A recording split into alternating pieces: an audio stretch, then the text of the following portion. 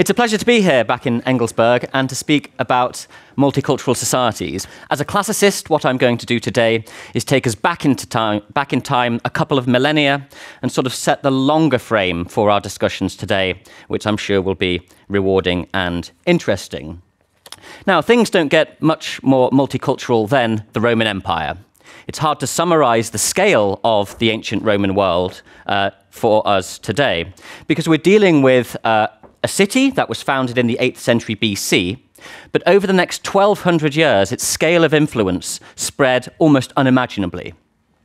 From about the 2nd century BC, Rome was able to control not just Italy and Sicily, but also much of the Mediterranean world.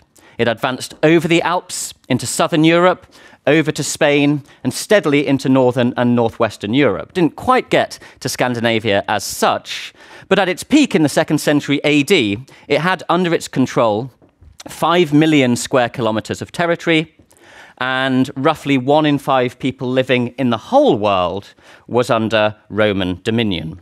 So by virtue of that, it was an almost impossibly diverse space. And the major challenge that the Roman world poses to us is how could such a diverse community covering an infinite array of peoples be so stable for so long? Now, the person who is posed that question would say, oh, well, they had an army, it was military conquest, it was a top-down totalitarian control, enforcing a monoculture, comply or die. That is completely incorrect. And over the course of what I'll be saying today, I'm going to try and draw out the strategies that the Romans had for how to keep stable an inherently diverse world. That had its successes, but it also had its failures, and the famous collapse of the Roman Empire has something to do with multiculturalism failing. So if I could begin with a quotation from an Egyptian-born Greek intellectual writing around 200 AD, Athenaeus, he said of Rome that it may fairly be called the nation of the world, an epitome of the whole earth. For in Rome you see every other city arranged collectively, but also separately. So Rome is a cosmopolitan melting pot of all known cultures.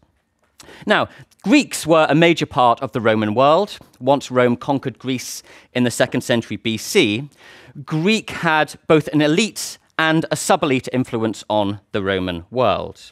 It was replete with Greek, and Greek was the major second language of the capital. But all sorts of people were drawn to Rome because of the prosperity and opportunity it offered. And at the height of the Roman Empire, we estimate that roughly 3/4 of those living in Rome were descended from non-Italians. So not just non-Romans, but from outside the Italian world. Even emperors, at the very height of the social ladder, were often of non-Italian birth. We find Syrian emperors, Spanish, Gaulish, Libyan, the list goes on.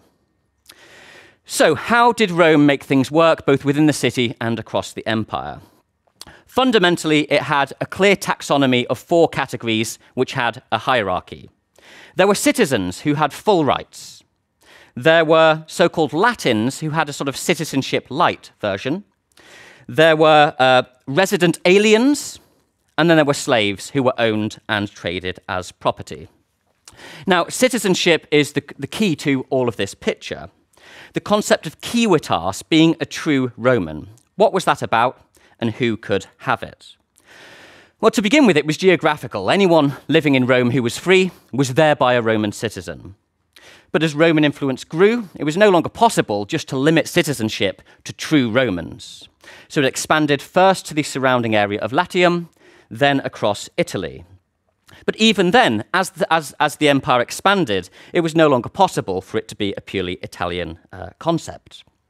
What did citizenship give you? Well, it bestowed protection under the law. You couldn't be punished without judicial process, and the dangers of the ancient world, such as violence, imprisonment, or even enslavement, were impossible if you could claim your citizenship. Men and women were both citizens, but it was men who were given access into a political life. You could vote, and if you were of sufficient social standing, you could have a major office. You could wear the famous toga. You didn't have to, but if you wandered around in a toga, that necessarily meant that you were a citizen. You could rebrand yourself in the new three-name model, which was the way of showing that you were a true Roman. Gaius Julius Caesar, Publius Vigilius Maro, whoever, Lucius Annaeus Seneca. That was your branding as a true Roman. You could serve in the proper Roman army in a legion. All non-citizens had to serve instead as auxiliaries. Now, in times of war, you could be conscripted, and between the ages of 17 and 45, you would have to fight if you were indeed a Roman citizen, and you would have to pay tax.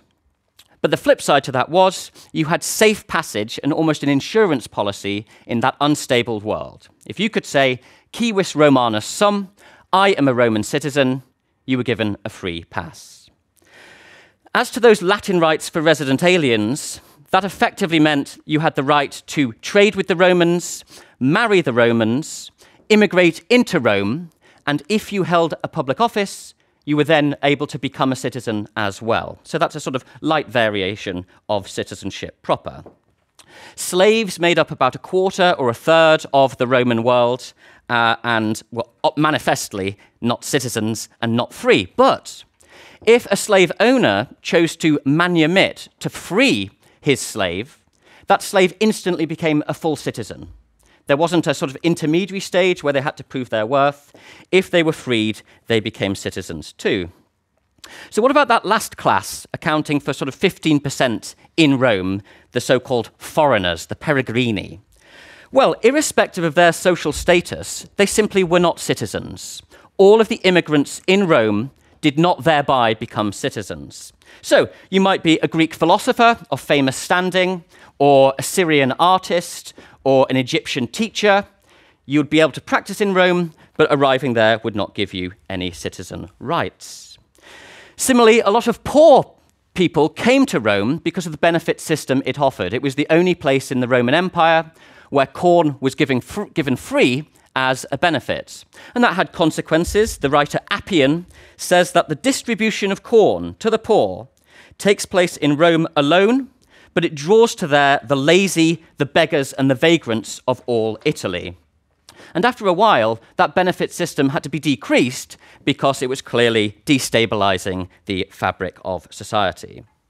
So those four categories were held together in Rome in a complex and dynamic way, but they had unifying practices which made them feel as one. I'm thinking of things such as shared religious worship and the public art that very much instilled that, military triumphs after the endless list of victories that the Romans brought home, dramatic festivals, gladiatorial contests, chariot racing, the list goes on. So there was a sense of the body politic, even if it had these firm dividing lines. Well, the challenge for us to explore is how, when the Roman Empire grew in the way I said at the beginning and became so diverse in terms of those under its control, how did that system of citizenship and living in the proper Roman way play out? Well, at the simple end, we have colonies. Roman citizens would go out and found a colony, and of course, while they were there, they were no less Roman citizens. So you could send out your citizens and hope that things play out well. But that's simply not going to do it in a world of 50 or 60 or 70 million subjects under Rome. There was a second category called a municipium, which is where a sort of Rome sympathetic state could be given those citizenship light rights of being able to trade, marry, and hold office. But even then, that isn't going to do enough. So the Roman solution to the multicultural challenge was to find ways where people could break into and opt into being a citizen by virtue of having shown that they understand the rules that will work. So what do I mean? Citizenship was not geographic, it was not ethnic. There was no racial bar to any given person becoming a citizen. Instead, it was all about your code of conduct and whether you could live in a way that would tolerate Roman rule, not jeopardize it, but nevertheless respect your private and civic freedoms. So what were those routes in? If you served in the army as a non-citizen, after 25 years of service, which I grant is quite a long time, those veterans would automatically become Roman citizens. Alternatively, if in your town, wherever it is in the Roman world, you held a public office in local governance, that thereby gave you citizenship too. Sometimes a whole town was so manifestly Romanized in its character that Rome decided everyone in it is now a citizen. So you could almost get a badge of approval because your community is living in the Roman way. Even at the individual level, if you, through an act of bravery or an act of clear Roman values, impressed Rome, the Senate or the local governor or the emperor, once the imperial period came in, could award you alone with the badge of citizenship. So with all of these various routes, it was about earning trust and showing that you're prepared to play by the rules of the club. However multicultural your origins might be, you could become a full and equal Roman citizen if you bought into the identity. Now, Latin, of course, was the lingua franca, the language of business and indeed commerce in the ancient world, and the spread of Latin is revealed to us today in the survival of the Romance languages. And if you think of from Portugal up to Belgium, over to Romania, the spread of those Romance languages is actually in and of itself proof of large-scale buy-in to Roman values, whereas in Northern Europe, Northern Gaul, Britain, we didn't really assimilate in anything like a similar way, and by virtue of that, Latin was never the vernacular language. So in what follows, I would like to talk about a specific angle which challenged Roman culture, namely religion. Because it's possible in this world of Roman citizenship to lose that citizenship as well as gain it. Just a couple of examples of what meant you weren't playing by the rules. If you failed to turn up and fight in the Second Punic War against Hannibal, the Carthaginian, your unwillingness to fight meant you were deprived of citizenship. You had forfeited that right. More interestingly, the Emperor Claudius took citizenship away from someone who was found not to be able to speak Latin. So it's not as though being in the Roman Empire and not speaking Latin is a problem. But if you're going to be a civis Romanus, you have to speak Latin. That's part of the way it's done. So how is it then that even with these roots in, only 2 or 3% of the whole Roman world were citizens, and yet the Roman peace, the Pax Romana, lasted for a couple of hundred years with very few revolts? How is that working? It's a challenge to answer that. But as I said at the beginning, it's not because of a prescriptive or dogmatic way of living. Rome inherently trusted local hierarchies. When an area was conquered, its aristocracy were preserved and encouraged to follow Roman law along the lines that mattered to Rome. But everything else could be maintained, and whether it would assimilate or integrate or whether it would stay as it was simply didn't matter. If the boat wasn't rocked, things would work. And this turned out to be a two-way process. So not only was there Romanization as Roman trade, Roman law, Roman religion spread around the empire, but the ambitious and the curious would come into Rome proper and live their lives there. And both parties appear to have gained from this cultural symbiosis. Mentioning Emperor Claudius again, in the 40s AD, he shocked the Senate. The Senate were the elite 600 citizens who generally held high office and who determined laws and practice. And he said to the Senate that the Gauls have been so well behaved that they should join the Senate. They should be allowed to join this Roman club. And the senators were very suspicious, but Claudius said this: "United as the Gauls now are with us by manners, education, and intermarriage, let them bring in their gold and their wealth rather than them enjoy it in isolation." So it's to our cultural and our financial advantage to welcome in those who have now Romanized. So I mentioned that religion would be my point of focus. So for the next few minutes, I'm going to say a little about Roman religion. Roman religion was fundamentally syncretic. It mixed together Greek, Etruscan, Egyptian elements. When a new place was conquered, the religion of the area was not pushed away. Instead, it was assimilated. If a god had a similar role, they were brought in. For almost every polytheistic religion, that worked.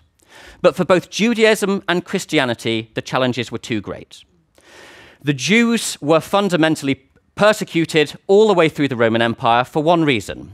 Not because of their ethnicity, but because their monotheistic religion meant they would not integrate. They kept themselves to themselves, but that meant they could not be Roman citizens. Christianity is more complex because Christianity wants to convert. Anyone can become a Christian. That's fine under a polytheistic world, but once the Christians gained power under Constantine, things changed. All pagan religion had to be crushed. The Roman Empire started to persecute other religions, and by the early 5th century, the Roman Empire was destabilized. So as a closing sentence, the fundamental lesson from Rome is this. So long as there's a shared sense of purpose and identity, things can cohere peacefully. You can tolerate everything beneath that framework, but as soon as you try to impose in a top-down way a monoculture, then empires will fall. Thank you.